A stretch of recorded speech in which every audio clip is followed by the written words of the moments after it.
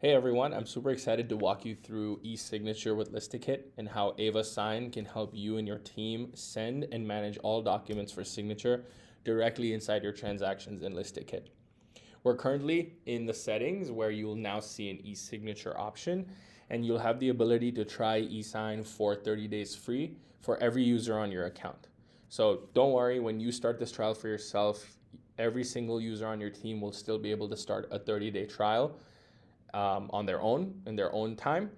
And in that 30 days, you'll have unlimited access to e-signature. Later in the video, I'll explain to you how the billing works. This is an add-on to your ListedKit account you can use if you want to use our e-signature services. But let me first jump in and show you how to set it up.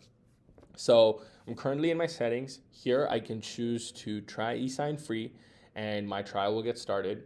Or I can go into any transaction and I'll actually see in the Documents tab, we now have a signing option where you'll also be able to start the trial for free directly in your transaction. So however you want to set it up, you can go in and start your free trial. I'm going to go ahead in the settings and try eSign for free. And now my trial has been started. I can customize here how Ava, sets up the signing order.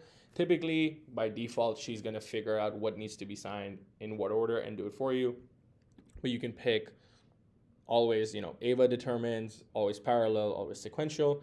And then if you are an owner or super admin of the account, you can choose the team default settings as well, so your team doesn't have to come in and set this up.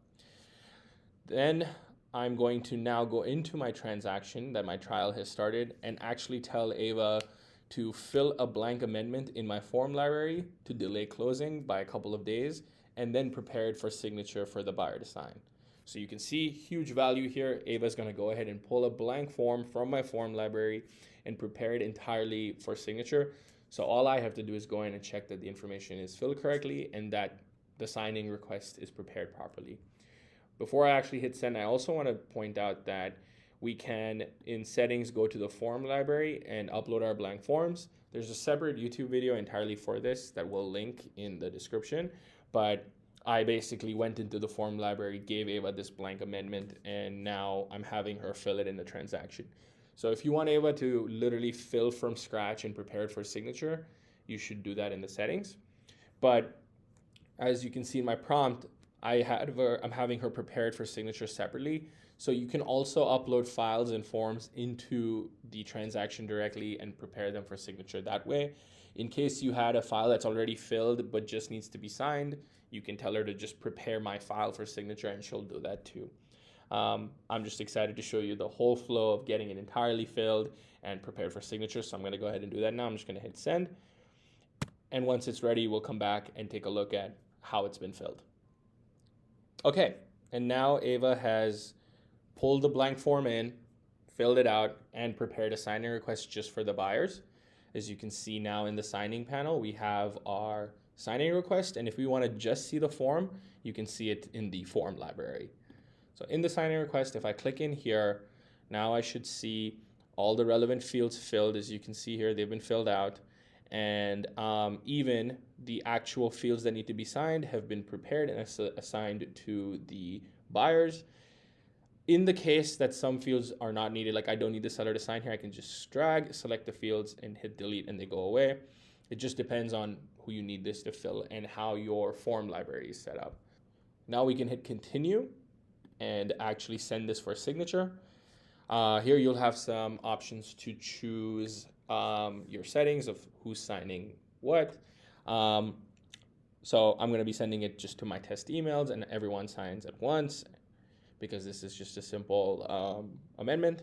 You can actually here choose if you have your email address connected, your email integration connected, which of them to send from. We actually allow you to send your signing requests directly from your Gmail or Outlook instead of our ListedKit email, just so that we ensure that the person receiving it knows it's coming from you and we avoid any spam filters. However, if you don't have an email integration connected, that's fine. You can still send it from ListedKit and they will get the signing request. So yeah, all I do is hit send now, and I will actually be able to now view my signing requests and see where they are. If for some reason something fails, they will let you know. We need to go in and retry.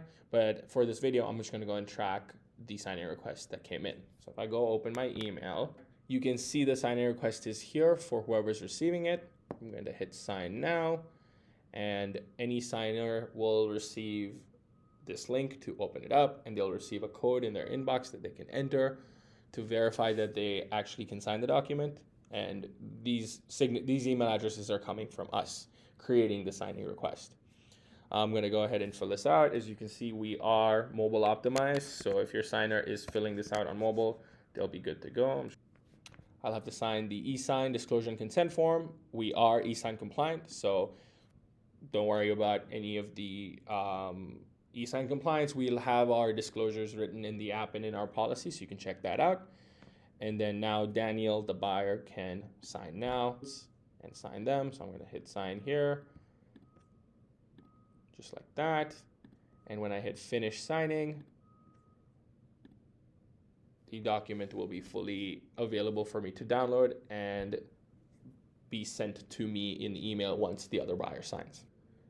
On top of asking Ava to send things for signature, you can also manually create signing requests. So you can go into as I was showing you here, in the signing piece, and click new and select which of your existing documents that have been uploaded for signature. Or you can even choose, I want to fill out the seller's disclosure. Let me pull one from the form library and have Ava fill it out this way. Let's say I want the RPA to be signed because it's missing a signature. I can select that and then choose, whether I want Ava to fill it or prepare it for signature or fill it myself. So since I've already shown you how it works with Ava, I'm going to show you manually how you do it. You just click for myself, and now you can open up the signing request and go in and manually select what you want to. For example, here I have a blank field. I can add a field this way and choose, text, checkbox, date, signature. I'm going to just draw a signature by dragging and dropping it in here. And then I can make sure it's required or not. Let's do this way. And I can even copy to all pages in case I want somebody to initial on the bottom right. I just click that and it'll copy to all pages. Or I can assign this to somebody specifically, or I can sign it myself. So you can actually even use ListedKit to sign your own documents yourself, all in one go. So now let's talk about getting eSign for your team. eSign is a monthly subscription per seat. You can purchase seats here for your team if you are an owner or a super admin. If you are an admin or a user, you can request a seat from the owner. And buying a seat is just as easy as purchasing them here and then assigning them to your team members. So I'm going to go ahead and buy. For me, I only have one person on the account, so I'm just going to head and select that and then check out, and then the seat gets applied. With your monthly subscription, you get unlimited access to eSign. You can send how many ever signing requests that you want. And as signing requests are coming in, Ava's tracking them for you and preparing them for signature. So hopefully, with all of these new features, we are now moving one step closer to Ava fully monitoring your transactions and helping you with all of the eSign and document and compliance needs that you have. We've also improved our status tracker to reflect as documents are getting signed, where they are. So you have a clear image, and Ava has a clear image of where we are in our compliance process. Think about if you are the admin of a team doing transaction coordination and Ava's tracking it here. If your agents have Ava SMS and they're seeing these updates, they can actually ask Ava, where are we? And Ava will know that this document is partially signed or it's fully signed, so on and so forth. We've also intentionally made the signature piece separate from the compliance scan. So even if the document is fully signed, you can still run a compliance scan on it internally to make sure it's fully executed before we send things into our compliance.